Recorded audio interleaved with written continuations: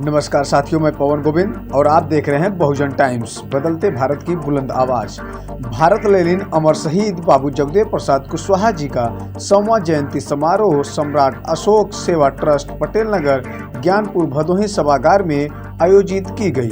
कार्यक्रम के व्यवस्थापक संचालनकर्ता मौर्य विकास समिति के जिला अध्यक्ष जी ने किया।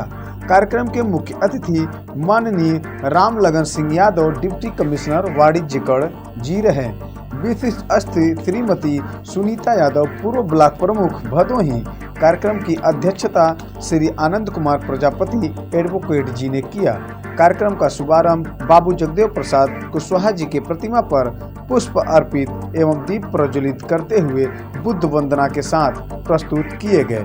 मुख्य अतिथि जी ने बाबू जगदेव प्रसाद कुशवाहा जी के क्रांतिकारी जीवनी एवं समाज में उनके योगदान पर प्रकाश डाला।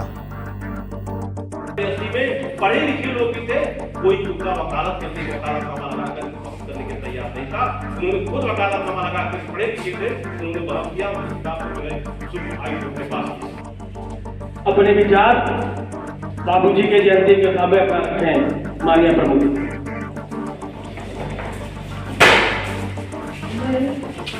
बाबू जगदेव प्रसाद जी की जयंती पर आप सभी का हार्दिक स्वागत और अभिनंदन करती हूँ।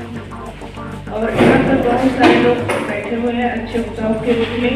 आप सभी की वाणी को सुने और उस पर अमल करें। मैं ज़्यादा कुछ नहीं कहूँगी।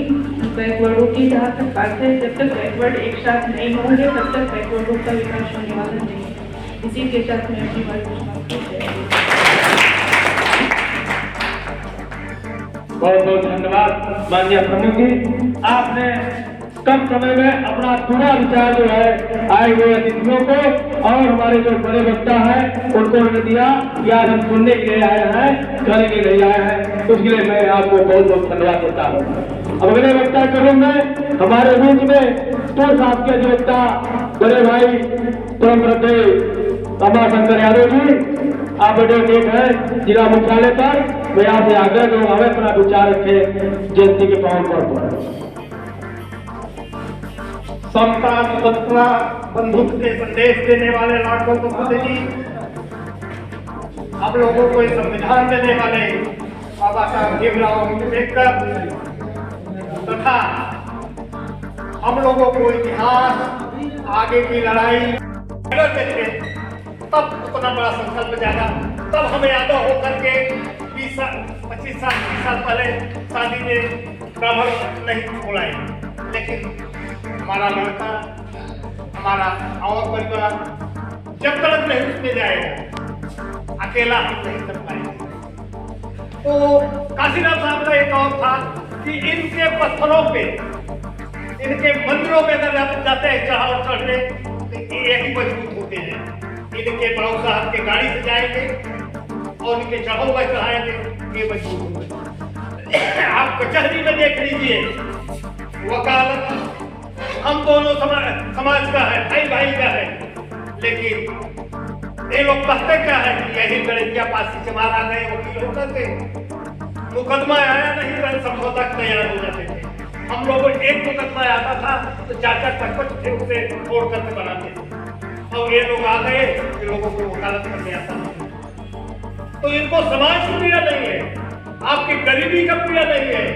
वो जानते हैं कि वो जितना परेशान करेंगे, जितना इनको गरीब रखेंगे, अपने बच्चों को स्कूल में नहीं पढ़ा पाएंगे इसी लड़के के। तो हम अब वकील करने जाए तो वकील अपना देखे, भैया रमाशंकर से नहीं अच्छा बन रहा है, हालात से ले लीजिए, अपने समाज के 4-50 किसी को कर लीजिए।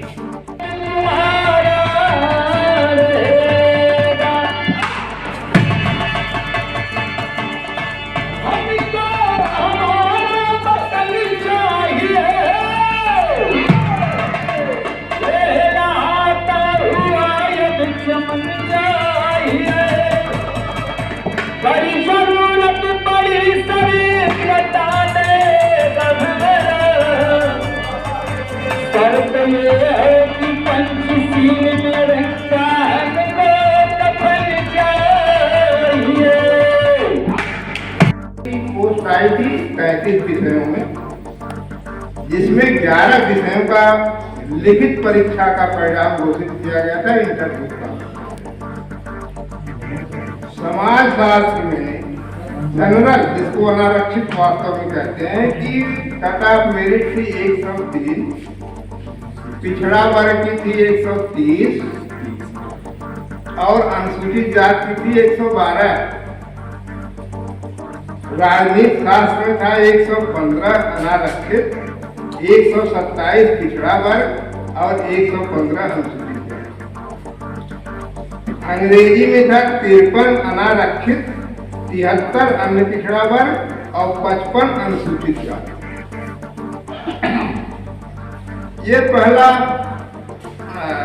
परिणाम था जिसमें हमको 6 लड़के मिले रेट करने के लिए पिछड़े वर्ग। डेट हुई 22 जुलाई 2019 को। जज साहब ने पहली सुनवाई की और कहा कि पूरा गलत है, आप लोग इसको 1 अगस्त तक संशोधित करके लाइए वरना मैं पूरी लिस्ट कैंसिल कर।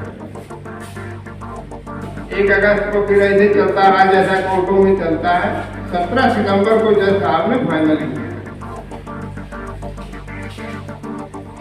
और ऑर्डर रिजल्ट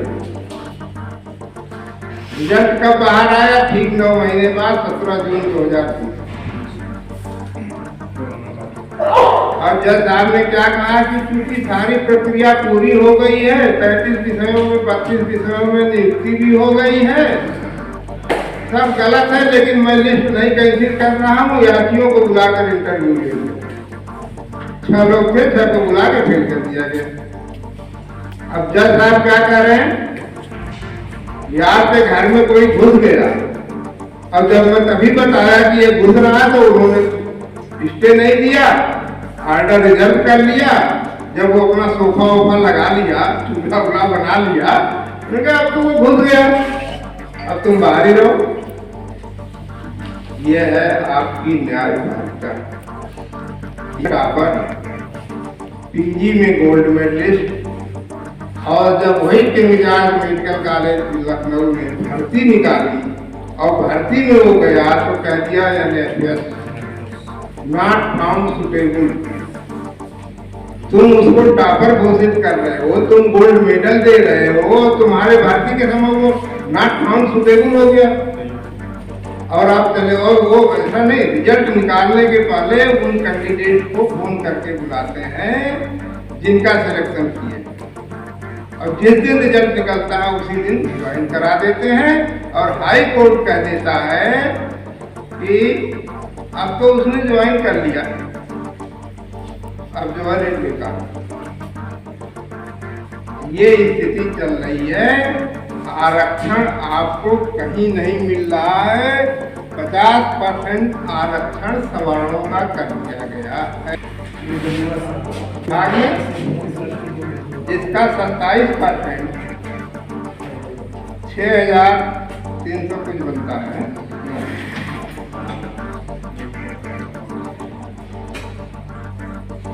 6,387 बनता है। 4,747 पहले से कार्यरत हैं, इसलिए आपको 1600, मतलब 27% से ऊपर आप किसी प्रकार से नहीं जाते। यही स्थिति यात्री की भी थी, उसको वे 14% और सारे नौकरियों में यही किया जा रहा है। और मैंने जब हाई कोर्ट में एक बार रेट की, उन्होंने नहीं माना, दोबारा की तो उन्होंने पेनाल्टी लगा दी।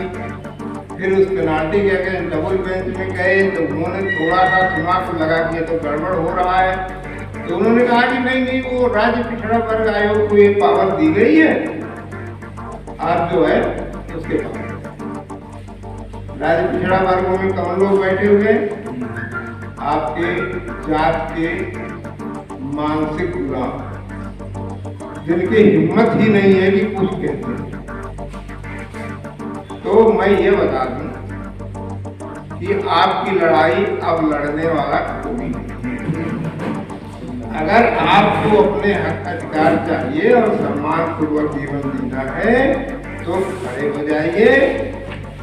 और जितने कम से कम रिटायर्ड हैं इसमें, जिनका जो बेटे क्या कर रहे हैं, कब बाजार गए, तो कुछ मोहल्ले में घूम के समाज के विचारों को, संघर्षों को आप आगे बढ़ाना चाहते हैं तो मुझे लगता नहीं है कि आज रात में आपको नींद लगेगी। अगर इसके बाद भी आप सो जाते हैं तो आप फिर वहीं रहेंगे जहां आपको पहुंचाया जाए और आप गुलामी करने के लिए तैयार रहिए। अगर नहीं लड़ना है तो बेहतर यह है कि अपने बच्चों को भी ट्रेनिंग दे दीजिए कि बेचारे गुलामी कैसे करना है ये सीख लें, ताकि आगे उनको ज्यादा तकलीफ ना हो गुलामी करने में। अंत में मैं अपनी बात खत्म करूंगा इस उम्मीद के साथ कि आप लोग इस विचारधारा को, इस संघर्ष को आगे बढ़ाएंगे। ये ब्राह्मणों द्वारा दिया हुआ जो सर्टिफिकेट है इसको भूल जाइए या छोड़ दीजिए। नहीं छोड़ पा रहे हैं तो भूल तो जाइए, नहीं भूलेंगे तो फिर इस तरह का आयोजन, इस तरह की फोटो, इस तरह की पत्रिकाएं और इस तरह के भाषण हमारे जैसे लोगों का कोई मतलब नहीं। अंत में मैं सभी साथियों को नमो बुद्धाय।